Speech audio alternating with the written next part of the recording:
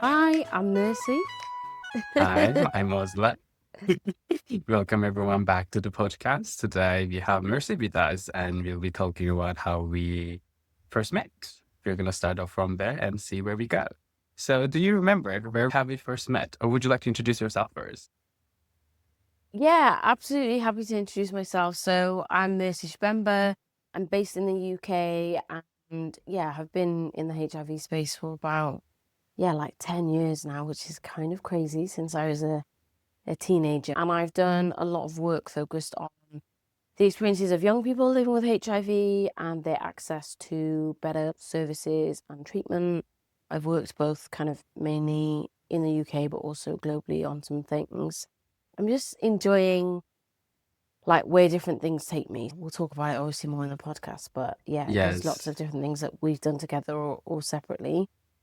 In terms of us meeting, it was about 8 years ago now, right? Something like that. Which is so crazy to think about. And we met at an event called Spark. That is And I not feel true. We met at an airport. okay, yeah, but the airport was on the way to the event called Spark, Yes. basically. So we met in Joburg Airport, which is now a place I always think of Oz about when I'm there. Like it doesn't feel right if I'm there and you're not there. We were about to get on a plane to Lesotho for like a week, I think. We spent a couple of days there and the journey there was actually a bit chaotic for me because the EATG program was the first time I ever left Turkey.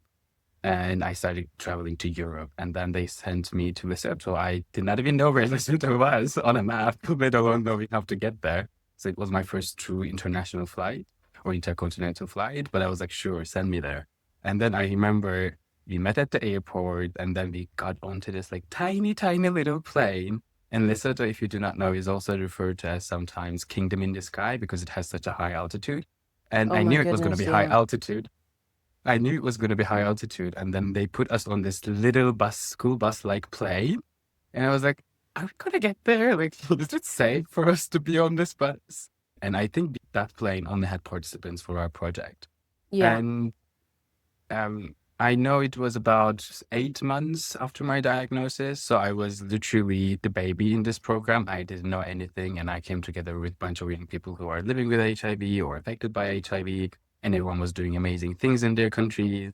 And you were one of those people that I was looking at, and I was like, I am not doing anything. How am I here with these people? But yeah, you were so young, and I feel like everyone had to safeguard me a little bit and care for me and make sure I was okay. Because every time I said, guys, I was diagnosed 8 months ago, people were like, what? How are you here? You should be at home, like healing, recovering, doing things. And I know I was we like, all yeah, wanted to wrap you up in bubble wrap and keep you safe. But I think you're right. The group was like an incredible group. I think we all looked out for each other in a really beautiful way, given the fact that like we literally all just met in the airport.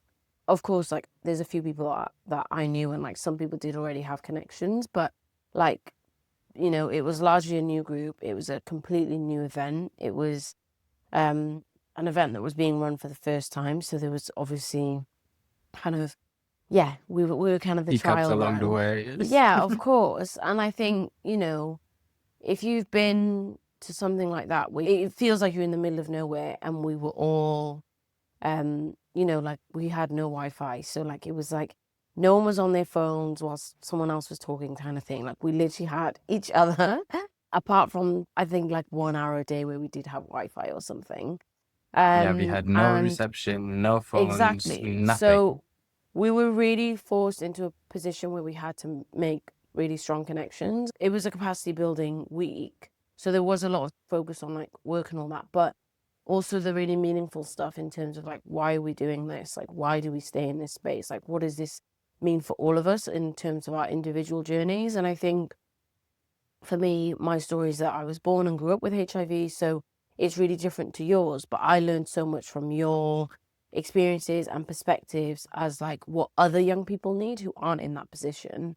Just the fact that you had only been diagnosed 8 months prior and like you'd gotten on a plane to spend a week with like 30 random people you'd never met was just such a sign of like courage and bravery. And yeah, I just feel like we were always gonna completely be best friends after that, because yeah, I feel like we bonded on so much. And I was in a position where I think I just started my first or second year at university. And yeah, I guess it's like we were all in this phase of life where we were trying to figure out what comes next. And I think we met at a really nice time, because we then could go on the journey together of figuring out what we wanted to do, which is how I ended up landing you into some crazy, some crazy Oh stuff. my God. You're going Um, to get there. But what made that program so special for me was, as you said, it was a capacity building program. For those of you that do not know, capacity building basically means training, right?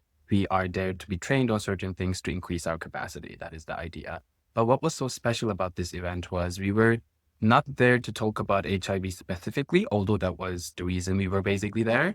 We worked more on what we referred as transferable skills. So we did not discuss HIV as we always do in our work, but instead we focused on learning about photography and videography, which later on became really important in my work, or public speaking. I still remember sessions we had from that training, which truly helped me a lot as someone who was extremely introvert when I first yeah, entered the field. I remember But that I training. Yeah.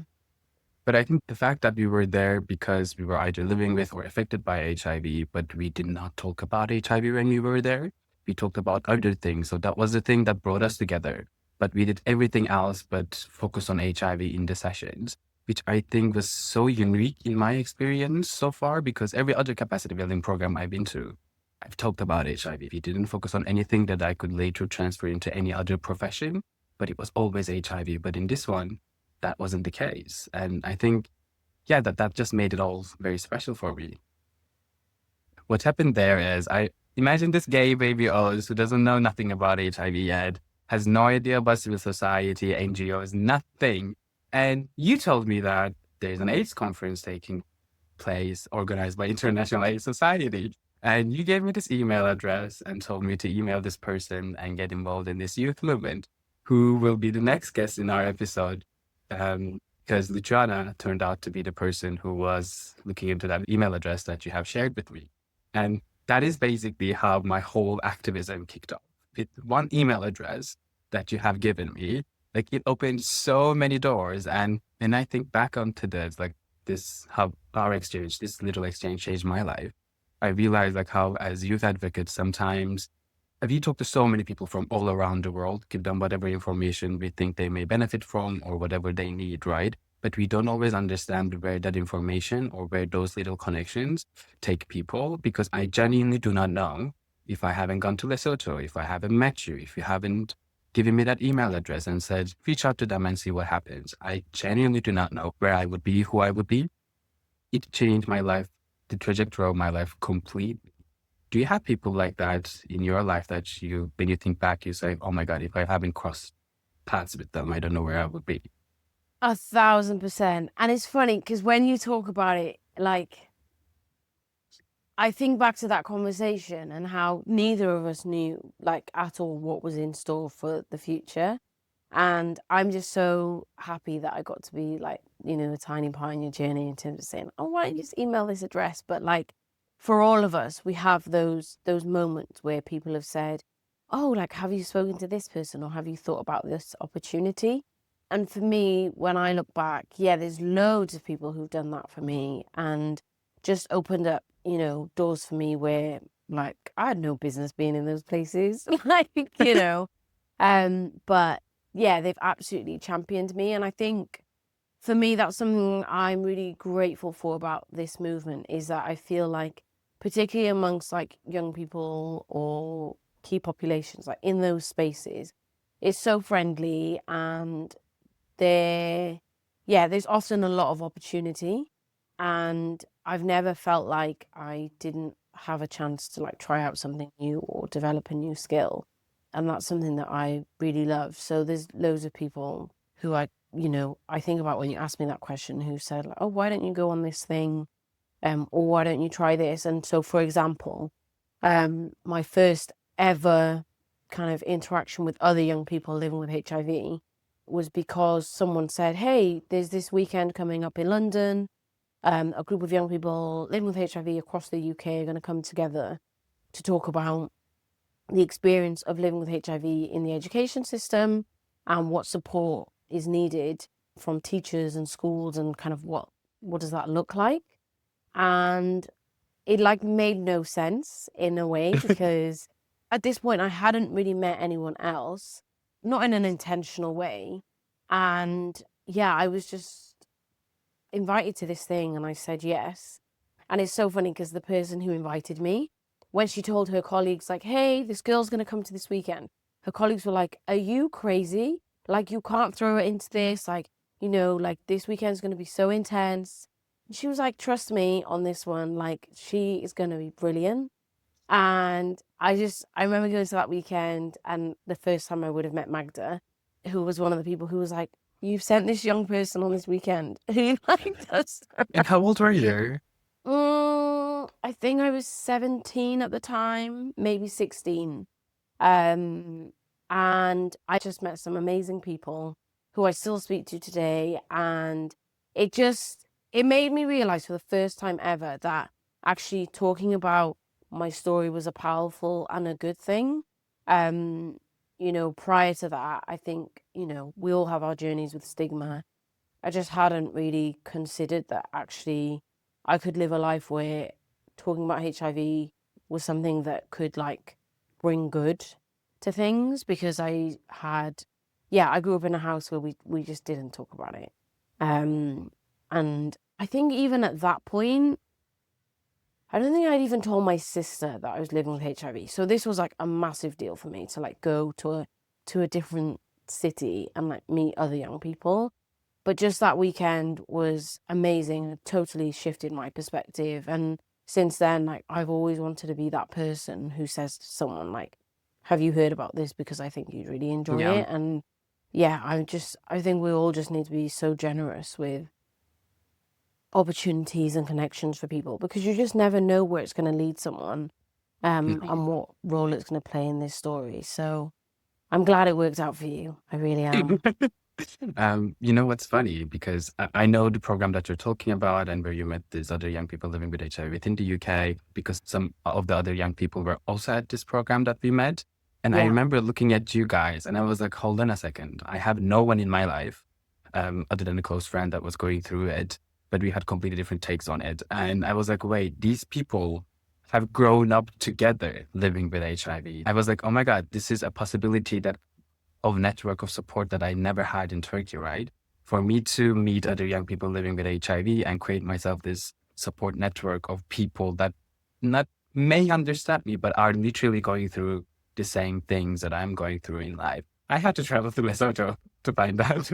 But for you, it was possible in the UK, which is, yeah, I know the funds are shrinking and we're saying, oh, capacity building isn't as important and peer support isn't as important, but yeah, I spent years being envious of you guys, thinking, oh my God, these people had these networks existing in their countries and they've grown up knowing each other. And I feel like, although we have met in our early adulthoods, you were 18, I was 23, I think.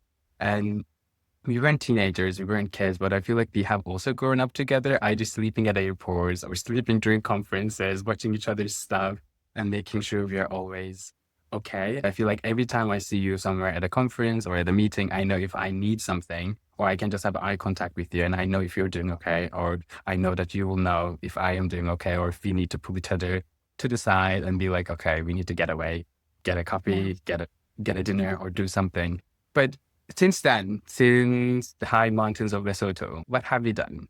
I remember we have worked on a project with IAS together, with Y Plus Global and IAS, where we were matched with different department heads within the International AIDS Society, and we had conducted interviews and analysis with them to identify interpoints with IAS.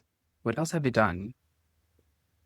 Yeah, that was a good project actually. And I think kind of builds on our experiences together. So I agree with you. I think we met at a really interesting time in early adulthood, but also like what should be said is that even though we've had some great opportunities and a great time in this space, we also know how difficult it can be to navigate as a younger person, and how just how much politics and other things are involved with this space. And I think that some of the stuff that we've worked on together has been about trying to help other young people not have to go through some of those same barriers that we went through. So the IAS project was an example of actually how do you work with organizations in this space to identify how they can better support young people to have routes to having their voice heard within their organization. I think is really, really important. I'm trying to think of other things that we've done together. Well, we both wrote for Ozla for a while together. We did. Oh, So- that was fun. So we can say that we have also worked on breaking down the scientific information into the languages that communities can understand, because that's what we used to do for ASMAP, right? Either attend conference sessions or read scientific articles and then break them down and rewrite them in much simpler language, take out the core information and make sure Yeah. we are cascading information and people can access this information. Because sometimes not all of us are traveling around the world going into conferences. We don't have the resources, we don't have the support, or we don't have the mental capacity sometimes to go into these things. And sometimes you have to wait months so this information can reach your community, come to your country, get translated and all that, which is also one of the things that I want to do with our care as well. We used to write these articles. Sometimes they will be difficult to write. Sometimes they will be fine with 2 edits. Sometimes our editors would have like tens of comments and I would have to work on them for days and days. But I was always happy with the result and I was always happy with the interactions they used to get. But now I also want to do something similar, but I want to kind of change the format and make it more audio and visual focus instead of text. Yeah, I completely agree.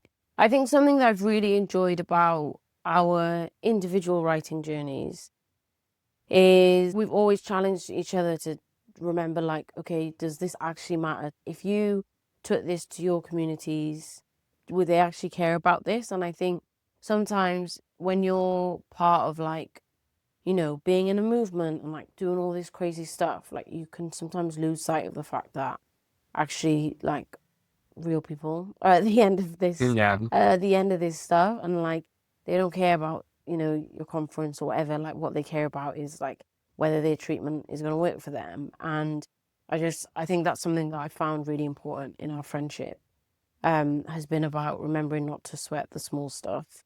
There were times where we had to be like, remember, this is all just, a lot of this is a performance, and like, you know, we're all just here, yes, for important reasons, but also a lot of this just doesn't truly matter when it comes down to it. No. And I think reminding ourselves of that and reminding ourselves to rest and take care of ourselves has been something that I found really important. Yeah. Okay. I want to have another section in the podcast as well, which we can call Red Ribbon Rant. So I want to give you the chance to rant about something, either current or in the past, that is important for you within the HIV movement. And then we can elaborate more on that. Is there anything that comes up to your mind? Let me think about this. I want this to be worthwhile. Okay. This is my rant. We're in an atrocious time at the moment in terms of the movement, in terms of where things are going because of Trump's administration, but also many other things. We're heading backwards in terms of a lot of the things that have been implemented for people to have access to treatment and services, etc. And I feel really annoyed because we've built a movement that has relied on unsteady, like, systems that are built to keep the status quo, and we've built a movement of like resistance on those things. And it just feels like whilst we're all scrambling around trying to figure out what are we going to do about the fact that this has happened, actually we need to take a long, not right now in this moment, but like we need to reflect on the fact that we should never really have ended up in this position, because we should have by this point been in a more sustainable place. And the fact that one person's rise to office can mean that millions of people don't have access to treatment should be really alarming, and not just for this space, but for public health everywhere. And I thought we would have learned that lesson by now. So that's my rant. Apparently we didn't. And while listening to you, I thought of this. So when I was diagnosed, I was also still doing my bachelor's degree. I was studying business administration. So I remember thinking, I don't want to work in a, I don't know, big German company doing whatever under a capitalistic power structure, right? And then I said, you know what? Maybe HIV is giving me a way out of this. Maybe it's a new purpose that HIV is giving me. And I was like, okay, I'm going to go into civil society and I'm going to volunteer, do these things, run projects, work for projects. And I've been doing that for the past 8 years. Then insert Trump into this dynamic. And I'm seeing I wasn't actually leaving this capitalistic dynamic or structure, but civil society is just the same power structure as well. Maybe it even gives more power to one single individual who now can, with a signature, with a, what do you call it? With the flick of his wrist, can put millions and millions of people's lives in and outside of his country at danger. Literally, people that we know went unemployed as soon as he made this decision. People that we know have no longer have access to treatment. And yeah, we're relatively privileged to be living in areas that are not directly affected by his decision. But the network of support that I have built myself is majorly affected by it. Yeah. And there doesn't seem to be an end to it. We genuinely do not know where this is going to go. But 4 decades, 5 decades of HIV response and all this SRHR movement, we basically weren't prepared for it. We always say put young people and communities affected by HIV in the center. And I feel like we were in the center and we have been saying this. We have requested more power to the communities and more long-term funding that would enable communities to address their own needs. But it wasn't done. And now the funding is going and we kind of don't know where we're going to go. But we cannot end this podcast with this vibe. So we need to do something funny. No, I think you're right. Like, we can't end on this vibe, and it isn't completely hopeless. And I think that there are some fantastic leaders that we have that are absolutely like doing everything they can to fight for a better future against this. And I think that's my parting message. Like, we just have to stick together, and like solidarity is more important now than it ever has been. And I think I'm just really grateful that I get to live a life where I'm able to talk and live openly about HIV, and that we're not going to go away. We're not going to be quiet. We're going to keep fighting for justice for everyone.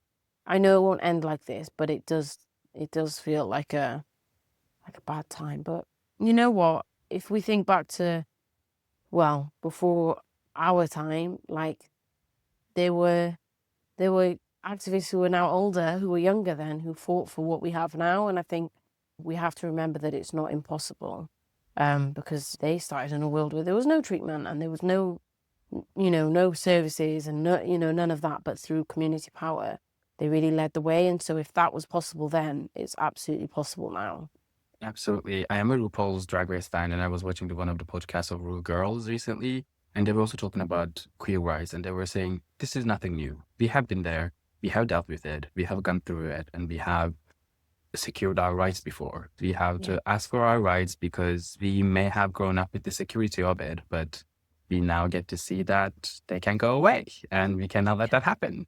And I think one way of doing that is to tell our stories more openly, more truthfully, and just share our realities, tell people what we need, tell people what we are going through, and how these politics within the fields can actually affect our personal lives and also our communities. And with that, is there anything else you would like to cover in this podcast episode? How are you feeling? Yeah, I'm good. I'm good with it. And yeah, I'm just excited to see kind of what comes next for both of us, like individually and together. So we'll be in it for the long haul. And we're winging it as we're doing it. So we will see what happens and what comes out of it. Thank you for listening, everyone. And thank you for joining, Mercy. See you soon. Thanks for having me. Bye.